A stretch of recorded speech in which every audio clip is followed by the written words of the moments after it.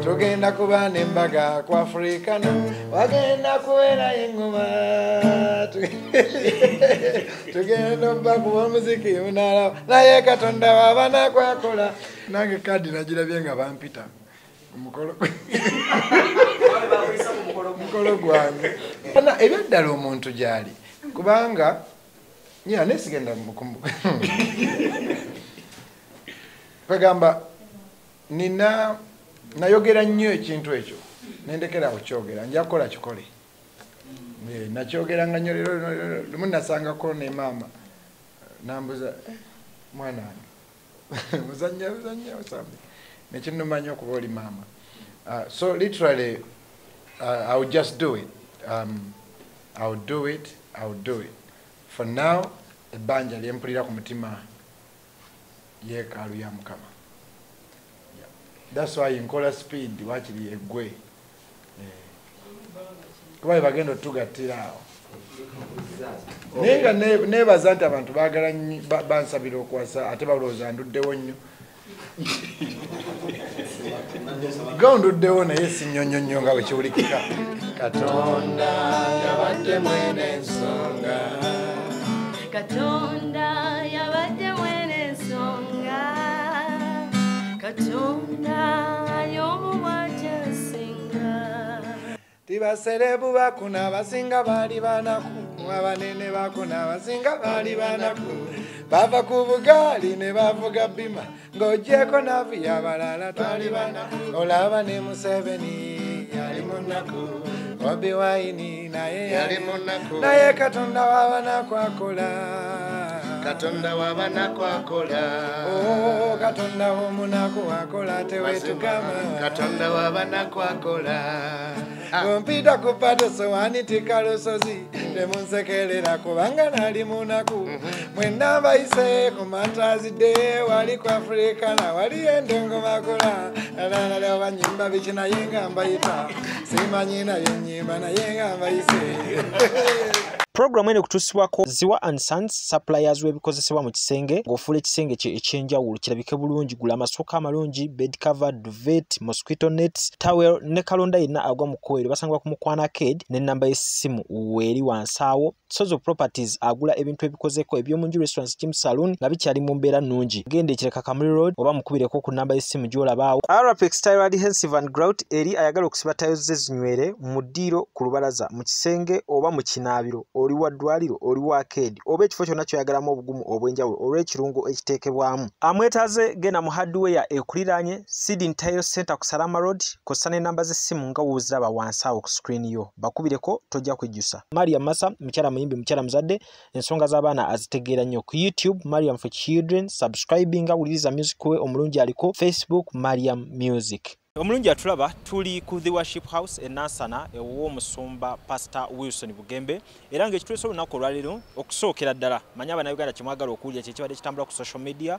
mwebuuza ku nsonga ya kaadi y'omukolo eyita abantu ab'enjawulo ku mukolo oguteekeddwa ogw'okuba nti agenda kubanga ayanjula omukyala then mu mbeera emu tugenda kubanga tumanya church weeri oba weetuuse neki omusumba Pastor Wilson Mugembe kyaliko naye nga mu bifaananyi nga we mundaba emabega wange ye church eri mu kuzimbibwa wano Nansana mujjukirako emabega mu tuzimbe concert kyali kifo kyereere waliwo tent naye nga we twogerera olwaleero structure redde weeri era ndowooza nga n'abamu ku ndiga ezisabira mu kanisa eno batandise okubeera nga bamala okufuna ku mbeera y'ekkanisa eno empya. Emabega wange ndowooza ye VIP eri mu kuteekebwateekebwa kuzimba kukyagenda maaso toyinza gamba nti enteekateeka ewedde sofa naye nga ku bifaananyi olaba nti buli kimu kati kitandise okuba nga kijjayo picture entuufu ekkanisa eno gyegenda okubeera nga ate ebeerako.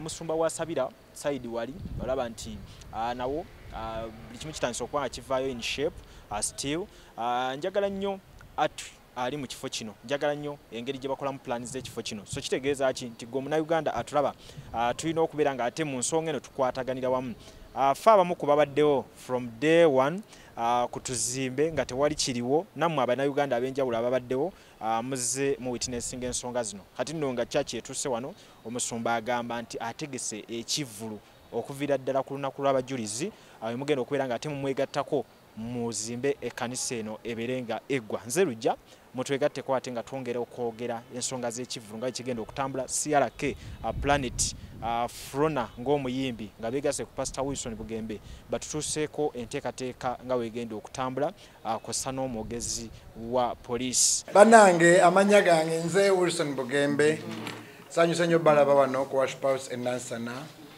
Basinga ku mmwe koze nammwe emyaka mingi ddala sanyusa okubalaba mwenna sijja kumenya mannya butawuliza balala bubi naye emabegakaawo nafuna omukisa okuzimba ekkanisa. Nali mmanyi byakusaaga tusimbe yaawo tusereke kyolaba twayimiriza ne Celebrity Sunday nga twagala church esooka etereere. Natuka ne neeraliikiriramu bwe twali mu tent era Katonda yatukuuma nnyo. Nali manyi tent eyinza okukuba abantu. Ffenna tukimanyire ddala buli muntu mu nsi Katonda abaako kyakutika omukolere ng'oli mulamu. Kati nze ndowooza Katonda yantikka okuzimba ekkanisa mu ggwanga lino. Naye COVID awo najja ne tudda nnyo emabega. Kati natuka neeraliikirira tent mwe twadde tusabira yagenda neegwa emirundi 3. Empewo n'embuyaga n'enkuba. Naye neebaza Katonda yagwanga ku Monday. It's a testimony. Tent eyo yagwanga ku Monday nga tewali bantu. Naye waliwo olunaku lumu yali enkubiddemu. Kati netandika okugaa nti omanyi tent eno lumu eri kuba abantu ate nenfuna ebizibu bingi nnyo. Kwe kutandika olugendo olw'okuzimba ekkanisa. Kaakati mwenna ababadde batambula nange mubadde mulaba nga tukola kuba Mukama yampa kuyimba kwegamba abantu babadde Katonda nyambye nga oba oli Musiraamu oba oli Mukatoliki oba oli mu Protestant oba oli tali Katonda wadde nga musamize oba tali Katonda wadde ennyimba zange bazaagala. Ekyo Katonda yakikola. Abalokole atali balokole. Kati mbadde nkozesa okuyimba okwo bwe nkolayo ebivulu bwe tufuna akasente. Kati Mukama yannyamba abantu bampita ku mikolo ne mbayimbirawo ne basunira endongo ne bansasula ne nzija ne tuzimba church. Literally obulamu bwange bwonna n'abamu abamanyi natunda n'ennyumba yange ekiwaatule abaali bagimanyi nga twali tunoonya sente nnyingi nnyo okuyamba okugula ettaka lino parking gye mulaba. Kati nentuuka ekiseera ng'abantu b'oku church bambi bawaddeyo. Tebannakoowa naye ng'omuntu olaba nga bakoze ekikola kye kisoboka. Kati kwe kufuna amagezi nenga nti omanyi kankozese okuyimba kuno era ntegekeyo ebivulu obuli awo binaatuyamba okwongera. Ekirungi kati abantu mubadde mwimira naffe. Juzi twakola breakfast mujjukira nga tusaba abantu 1,000,000 nga twagala kusereka church. Twali tunoonya abantu 10 buli omu nga tuwe 1,000,000. Bakwano baffe ku social media ku YouTube mu Uganda nafuuka mutembeeyi wa kaadi nga ngenda mbagagasebo nsabayo 1,000,000. Mukama n'atuyamba. Ne mwami sekandi yajja natwayo 5,000,000. Mbadde ntambula bwe nsanga abagagamba ganyambaako. Juzi nasanga speaker wa parliament omupya nampa 2,000,000 nga agenda ozimba church. Yes. Abantu ab'enjawulo bwe nanoonya abe 1,000,000 mu bantu bange ne ntambula nga ndi mutembe njagala ku church tugisereke tuve mu tent. Abayindi baatugamba bali baagala obukadde oba 5 okusereka. Nene batugamba tubawayo obukadde 10 batandika. Kati ne ngamba noonya abantu 10 bampe 1,000,000 kana nyama nenfuna abantu 207. So bwentyo bwe twatandika okusereka church. Kaakati tutuuse ewantu nga twetaaga tukwatirako. Tuli mukola pavilions. Nzijukira next media mwami Kanisa yaŋŋamba bw'otuuka okuteekamu enzigi naki jangu wano tukwe ebirango bya bwereere abantu bateekemu enzigi. So bannamawulire abasinga mubadde kubanga nze tetuna radio yaffe oba TV yaffe. So mwabadde bankwatirako emyaka gyonna. Naye kati okwetegekera show zino sente nyingi. Kati kwe kuyita CRK n'embaga mukwatireko tutegeke naye nga sente zigenda ovaamu nyumba ya Mukama. Kale mpita bakwano bange mwenna mu concert ku Matters Day lunaku lw'abajulizi ku Africana Hotel nga 3 tugenda bakuba omuziki kuva ku yero wandibadde mufuusinza Katonda apangira akawala akokoma weeka biri babityoba ngenda kuba emyaka mbadde nyimba emyaka 17.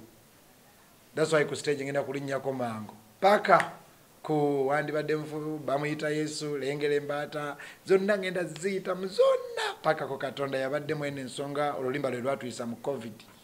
Olulimba lwe ate nalusaba Mukama naga Mukama tuwayo oluyimba kati kwano bange ne balukolawo nendukola remix nenduwandiika buto ne tuyita mu COVID kwa naga Mukama South Africa bayimbanga ennyimba nga bayita mu appetite tuwayo oluyimba olutuyisa mu kizikiza kwe kuyimba olwo Mukama nanyamba nampano omwoyo we ali wano kati muwulira ali wano lero then Mukama nampane luno olupya Katonda wabanaku luno olunyambadde Katonda wabanaku akola kale mpita banaku bannange mwenna pita baganda bange mwenna abato bange mikwano gyange ku Africana nga 3 wetugenda otandikira then tutambule ekyotera nga meka nga 5 tugende Mukono nga 4 tugende Emityana nga 10 11 tubeere Luweero 12 tumalire wano mu lujja lwa church. Nzikiriza nti concert zino weziggwera obuli awo tunafuna sente ezimala namwe ne mujja ne mulabanga ddala ennyumba ya Mukama erina weetuuse. So literally mutima gunumira nju ya Mukama naddala after COVID antu baafa buli wendowooza ku basumba abaafa n'abakwano baffe nze naliwo ne tuziika Pastor Kula ne tuziika Pastor Senfuma Pastor Musolo abasumba baafa nnyo ate nga nange nafuna COVID namufuna emirundi egi 2 kakati kitegeeza bw'oba wawonawo nyina ebbanja eringa nti Mukama yandekawo nkola emirimu gye oba oli awo nandibadde nange sidda ng'abalala naye Mukama yamponya COVID nsobole okukola emirimu gye. So literally kuyimba Katonda kwampadde ate nampa n'okuganja eri abaana be abantu be so kati mpita baganda bange mwenna abalokole atali balokole mujje tusanyuke tuzine tukone ndongo tukyakale ate nga sente zigenda kujja kuzimba church. Literally kyendi mukusaba buli nze bakwano bange bangi walabye olimbala Katonda abanaku era kankwese n'amayiro gano okwebaza ba DJs babadde bakuba ennyimba zange emyaka gino gyonna. I'm forever grateful ku radio zonna muganda wange nze nz'omu ku bantu Katonda byafujjako eddusu ng'ennyimba zange teziboola ekyo Katonda yakigaba. Kakati nebaza njala n'okwebaza kubanga siina we neebaliza ne kayimba kange kano Katonda abanaku nanoonya Kenzo nenonya Spice Diana Nina Rosie Gravity ne bajja ne bambeererawo ne Sebanga yalimu wamaanyi nnyo ne bajja ne bambeererawo kiraga okwagala. Nzijukira omwana eyakwata video yanze bayina nga muganda wange okufuna baganda bo bano oba kitegedde baba bakwagadde nnyo. So nze omu ku babadde so lucky mu ggwanga wano n'abasinga bajja ne basabirano so nabo bajja kujja but to sing gospel kubanga tetwandiyagadde ate ku stage ya gospel ate oli awe mulireko oba kitegeera. So literally twandiyagadde buli omu ajja ayimba akayimba ka Katonda. Teriyo artist mu ggwanga wano nga talina akayimba ka Katonda taliyo talina teyafulumya akafulumye.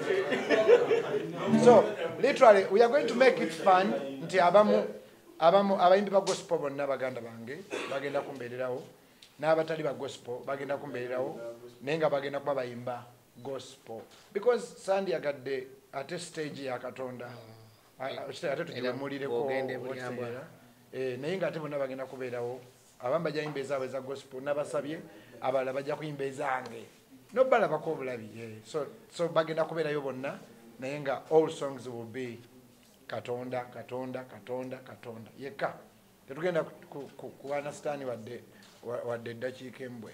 Basawo ne bannyabo tubalinze nga 3 ogw'omukaaga ku Africana tugenda kubeera n'engoma ya Mukama Yes, thank you. Nja kusanyuka balaba. Tugenda kuyimba ebyaddala. I'm excited. Ndi excited okuba abantu omuziki. Yeah, like I'm really excited. So, wade tugambye nti kusondera church, already ogenda bawa sasude ku mulyango. So twagenda kubasonda biki just lukoba ku lukoba, you know, limba ku luyimba, hit ku hit. Katonda nga ye mbezi. Tugenda batuyimbira dala. So nesunga stage, ari nesunga stage. Ekivulu kya mitwale 2 ordinary, mitwale 5 VIP, milioni 2 emeza. Yes. Abagagga abali abanako. Amanya gange nze Assistant Superintendent of Police Luko Wesigire era nga nze amyuka omwogezi wa police wano mu Kampala n'emiriraano. Ensonga endese wano ya bivulu bisatu bye tuyina mu kitundu kyaffe ekya Kampala n'emiriraano. Omuyimbi gwe bashowcasinze mu bivulu bino ebisatu ye Pastor Bugembe. Era nga bigenda bbeerawo okusinziira ku kiwandiiko kye batuwandiikira Police Headquarters. Kisooka kya nnaku z'omwezi 3 omwezi ogwa June, ekyokubiri nnaku z'omwezi 4 omwezi ogwa June, then tuyina n'ekisembayo ennaku z'omwezi 12. Ndowooza yeno worship house kijja bbeera wano ekisembayo. So mu ebyo byonna twamutegeezezza nti tuli willing okukwatagana naye mu kuba nti tukuuma ebivulu bino. Naye nga bwe mukimanyi Kampala gye tubeeramu obutujju ne mu church nayo tebuyinza kugaana kutuukayo. Ate ebifo ebirala si bya kusinzizaamu, abantu abasinga basobola okuba nti nno bayingirayo. Ekyomukisa omulungi nti ebifo byonna bijja tubeerera byangu kuba ekisookera ddala emu hoteri, ebbiri hoteri ate no church. So securing ejja tubeerera nyangu nnyo. Kyetumwetaazaako kyekyokuba nti nno akwatagana ne RPC ow'ebitundu 2. Oyo RPC Kampala Metropolitan North wano Nansana ne Kampala Metropolitan East atwala Mukono ne African. So alina okubategeeza ku mu buwandiike kyetusuubira nti ali mu process ey'okuba nti nakikola nabo bamuwa obweyamo ku butya bwe bagenda deployinga n'okwataganiramu nabo baana abasembye okuba nti no bagenda omukiikirira mu bya security. Ndi wa mukisa okubeera part of this move. First of all, nzikiriza nti ffenna Katonda atubanja okumwagala kubanga atuwagadde nnyo. This is like payback. Oba oli mulokole batoli Katonda atwagadde nga musumba bwayogedde. I think tugenda kusanyuka tunyumirwe ennyimba z'abayimbi ate nga tuwaayo ekiweebwayo ekyokwebaza Katonda olw'okutukola bulungi. So nze ndi wano okukiikirira abaganda bange abayimbi abalala abadde abuuzaani oyo ono Twina Herbert. Si byakyama Yesu byakola, siryerabira, siryerabira. Oyimba kiki? Nyimbe yonna gyonna okuba muzeeyi.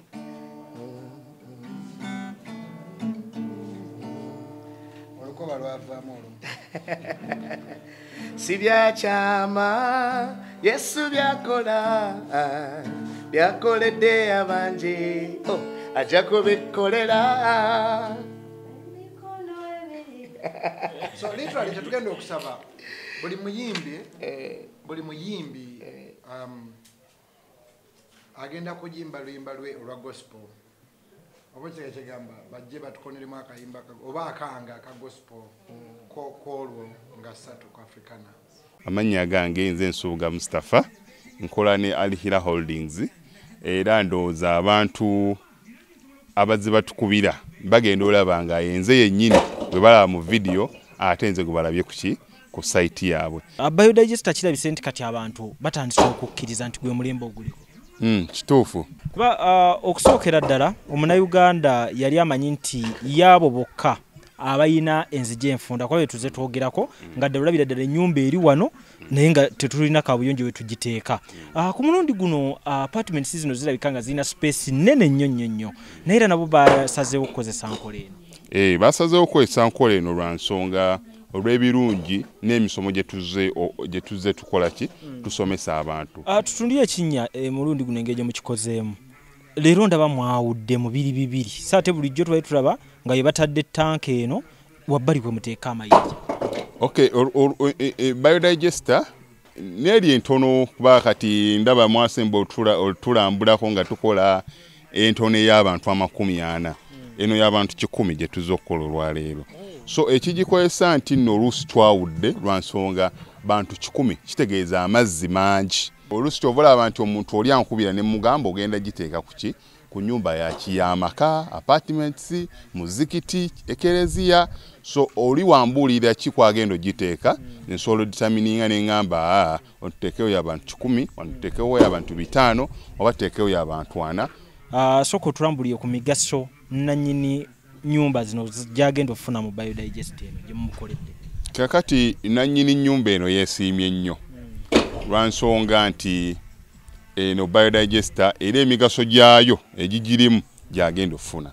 Ekisooka tagenda keera lunaku agambe nti bannange septic yajjudde nti nno ajjaleeta ekimotoka ate kimuggyako ssente ng'olwedde yagizimba. So biodigester tegenda keera ku makya nti ejjudde. So nawe nkikyo ogwo mugaso gwe gusinga kubanga eri gundi yaffe twagikolanga naye ate era still ng'ejja n'ekulya lwa nsonga nti ebeera etuuka n'ejjula. So etuuka ng'esigala ekulya wadde nga ate wagiteekamu ssente yo nnyingi. Ekyokulala nti beauty ye egenda vaayo eya compound nti nno pavers zigenda kuva eri engulu yonna gye mulengera paka eno amazzi era gagenda draininga gano ag'enkuba nga gagenda mu kaala akali ebbala awo nti nno beauty y'olujja egenda vaayo bulungi nnyo. Newe manjagala simbawo muddo kisoboka. N'oba oyagala simbawo muddo ogwo kubanga kati singa owa kamera waffe akulaga nti nno system ogira nti eri wansi fuuti 2 kweno level kwe tuyimiridde wansi fuuti nga 2. So omuddo kakube guyina emirandira gitya guba gujja mmera. Yes, bannange tetukolera bagagga bokka ate era tetusijja bayita baavu omuntu wa wansi omufuna mpola fenna gye tuggwa nange ndi mufuna mpola. So sikolera bantu sina kika kye ngamba mbuno nno nkolera baneeno wabula buli omu era buli omu nga bwozze bwe tukola ki bwe tukwata. Kati Alihira Holdings Uganda Limited tusangibwa Kamoocha Prince Charles Drive plot 45. Kamoocha we wali offices zaffe. Tuyina namba z'amasimu esooka ya Airtel 07017 66992 neya MTN 0789224230. Abasinga batumanyira mu biodigester kuba bwe tuvudde nnyo mu kamera naye nga abaklanti baffe abapya n'abakadde bagenze bakitegeera nti no ne general construction yenna mwetuli.